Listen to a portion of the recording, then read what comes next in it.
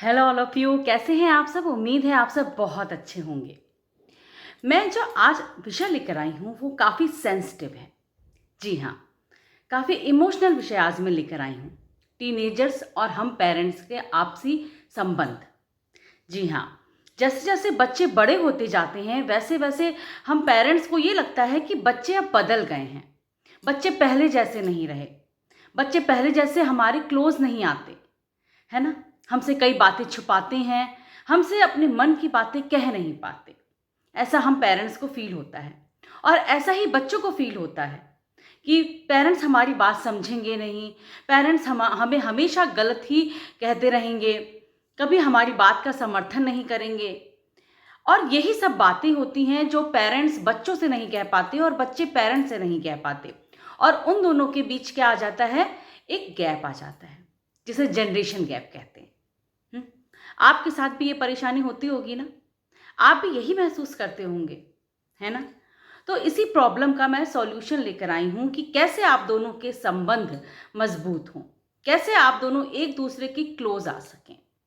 लेकिन उससे पहले यदि आप मेरे चैनल में नए हैं तो प्लीज़ मेरे चैनल को सब्सक्राइब कीजिए। ऐसे ही मोटिवेशनल वीडियोस मैं लेकर आती हूँ और आगे भी आती रहूँगी। और लाइक, कमेंट एंड शेयर भी कीजिए।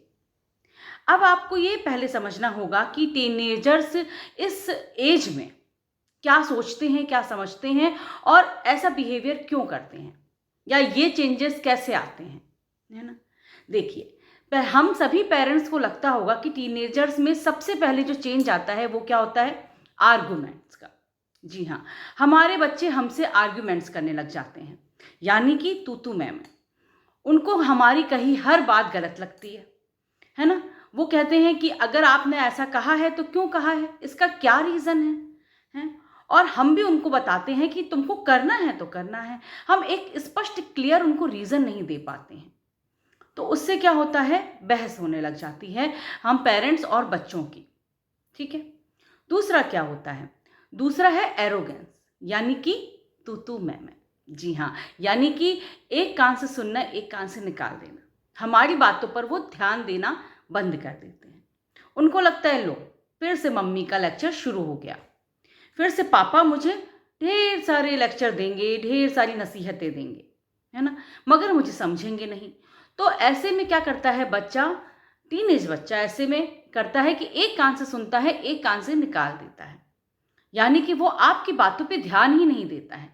अब चाहे आप सही कहें चाहे गलत कहें, लेकिन बच्चे के मन में ये घर कर जाता है कि आप उसकी बात सुनेंगे ही नहीं, इसलिए वो भी आपकी बात सुनना बंद कर देता है। ठीक है। फिर क्या होता है, बच्चे में आता है एंगर, है ना।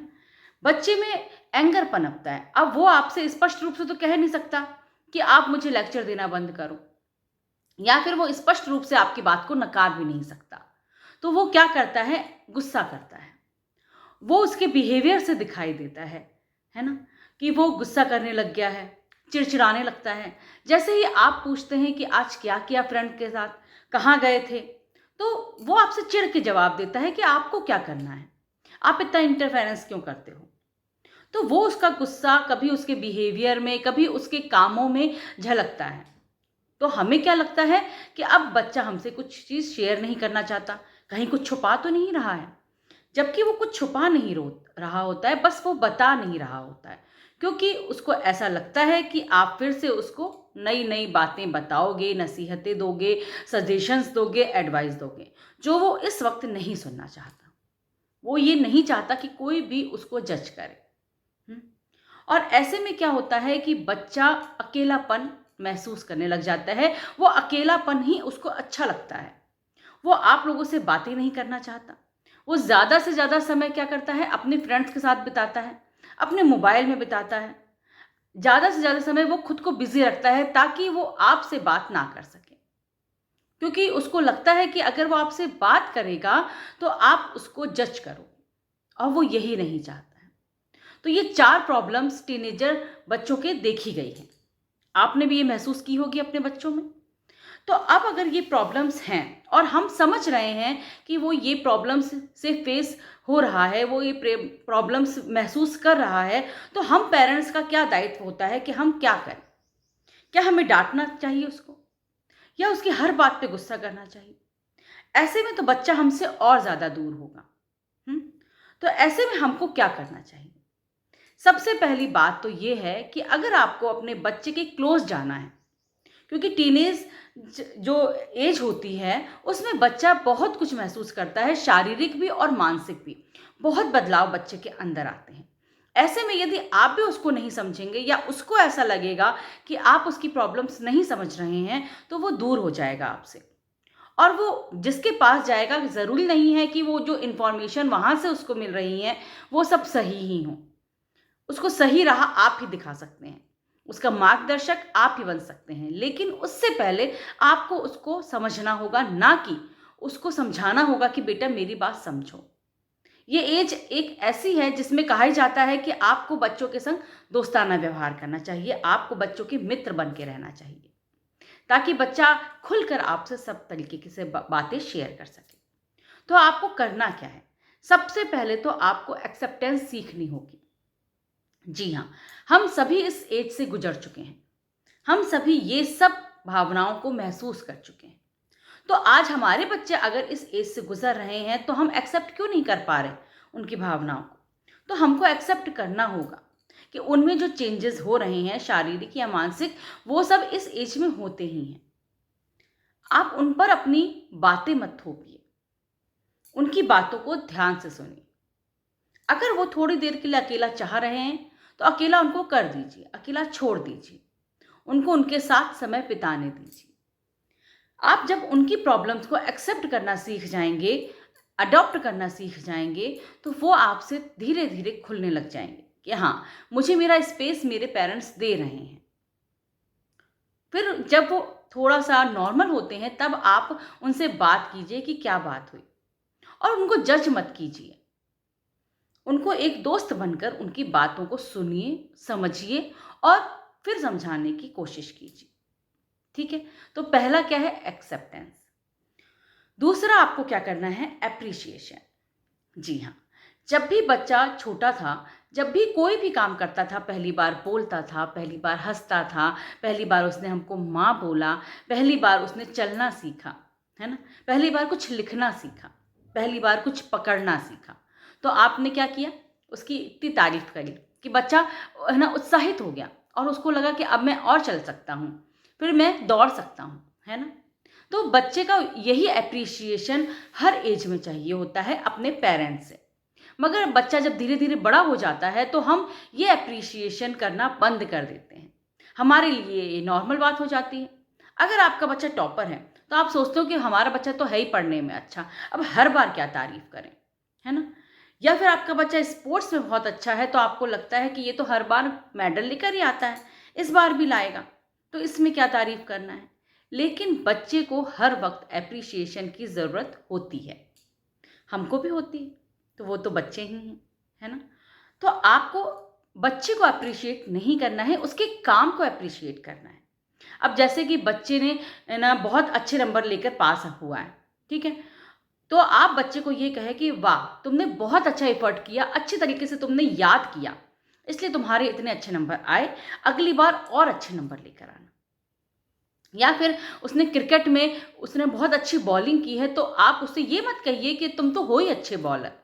आप उससे ये कहिए कि वाह! तुम बहुत अच्छी तरीके से तुमने बॉलिंग करी है, तुमने अच्छे तरीके से सीखा है बॉलिंग करना, इसको और निखारो और अगली बार और ज़्यादा अच्छी बॉलिंग करना। तो उसकी जब काम की, उसके एफर्ट्स की जब तारीफ़ होती है ना, तो वो उन एफर्ट्स पर और वर्क करता है। अगर आप उसकी तारीफ़ करेंगे, तो उसके अंदर क्या होगा, एक ईगो आएगा, एक ओवर कॉन्फिडेंस आएगा कि मैं तो हूँ ही अच्छा, मुझे अब और कुछ करने की ज़रूरत नहीं है। ठीक है? तो पहले तो आप एक्सेप्ट कीजिए, दूसरा आप उसको एप्रिशिएट कीजिए। तीसरा क्या है? तीसरा है एडवेंचर। जी हाँ, अब क्या होता है कि हमारे बच्चे इस एज में हैं कि उनको हर एक चीज़ में एडवेंचरस चाहिए। जैसे कि अगर वो गेम खेलते हैं, तो वो कौन से गेम खेलना पसंद करते हैं?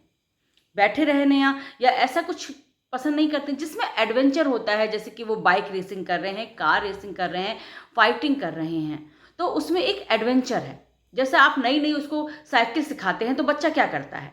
स्टंट करने की कोशिश करता है ना? आपने उसको बाइक सिखाई, स्कूटी सिखाई, तो वो तेज़ दौड़ाने की कोशिश करेगा, क्योंकि उसको उसमें फ़न आता है। तो आप भी उसकी एज के अकॉर्डिंग, उसकी पसंद के अकॉर्डिंग उसके साथ फ़न कीजिए। लाइफ़ में कुछ एडवेंचरस कीजिए, क्योंकि बोरिंग लाइफ़ तो किसी को भी अच्छी नहीं लगती।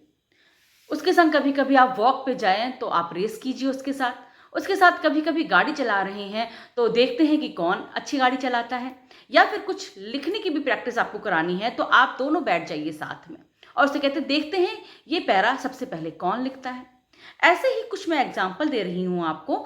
आप अपने बच्चे की चॉइस के अकॉर्डिंग उसको कुछ भी उसके कामों में फ़न ना उसमें मिला सकते हैं, कुछ एडवेंचर तरीके से उसको वो काम करवा सकते हैं, ताकि बच्चे को आपका साथ अच्छा लगे, उसको मज़ा आए। ठीक है? तो अब उसके बाद हमको क्या करना है? हमको एक तो ये बात आपको स्वीकार करनी होगी कि बच्चा को आपको पूछना है। ये बहुत मेन बात है कि बच्चे को आपको पूछना है, उसको एडवाइस नहीं देनी है ना? और वो एडवाइस आपको अगर देनी ही है बच्चे को, तो आप किसी और से दिलवा सकते हैं। जैसे कि हम जब एक ही एडवाइस उसको बार-बार देते रहते हैं, तो बच्चा हमारी बात से बोर हो जाता है। उसको लगता है कि लो फिर वही बात लेकर मम्मी आ गई। ठीक है? अब हमारा तरीका भी उसको सेम लगता है, तो वो कहते भी हैं कि घर की मुर्गी दाल बराबर। लेकिन वही बात अगर कोई दूसरा उसको समझाता है, तो बच्चा जल्दी से समझ जाता है। तो आपको यही ट्रिक अपनानी है। आपको बच्चे की जो ज़्यादा क्लोज़ है, चाहे उसका फ्रेंड हो, उसका टीचर हो, उसके भाई-बहन हो, जो भी उससे ज़्यादा क्लोज़ है, उससे उसके थ्रू आपको वो बात मनवानी है। ठीक है? अब आपको क्या करना है, उससे पूछना है। उससे उसको बताना नहीं है। अब इस एज में बच्चे आ गए हैं कि उनको लगता है कि हमारा भी कोई वजूद है। उनका ईगो हर्ट हो जाता है अगर आप उनसे एडवाइस नहीं लेते हैं। तो आप समय-समय पर उनसे किसी चीज़ को लेकर एडवाइस ले सकते हैं, या फिर उनके सामने आप 2 तरीके के ऑप्शंस रख सकते हैं। जैसे कि आपको ये नहीं कहना है कि बेटा तुमने अभी तक पढ़ाई नहीं की, चलो बैठो पढ़ने। ऐसे बिल्कुल नहीं कहना है। आपको ये कहना है कि बेटा आपने पढ़ाई अभी तक नहीं की, तो आप ये बताइए कि आप 4 बजे से पढ़ने बैठेंगे कि 5 बजे से बैठेंगे? आप 2 घंटे पढ़ेंगे या 3 घंटे पढ़ेंगे? आप खेल कर आने के बाद पढ़ेंगे या पहले पढ़ कर जाएँगे? इस तरीके का आप जब ऑप्शन उसके सामने देंगे, तो वो कोई एक ऑप्शन चूज़ करेगा, और जब वो चूज़ करेगा तब उसको ये लगेगा कि हाँ, ये ऑप्शन तो मैंने ही चूज़ किया है, तो मुझे ये काम करना ही है।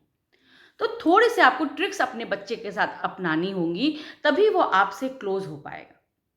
अब बच्चे इस एज में हैं कि वो कोई भी तरीके की एडवाइस नहीं चाहते, सजेशंस नहीं चाहते, है ना?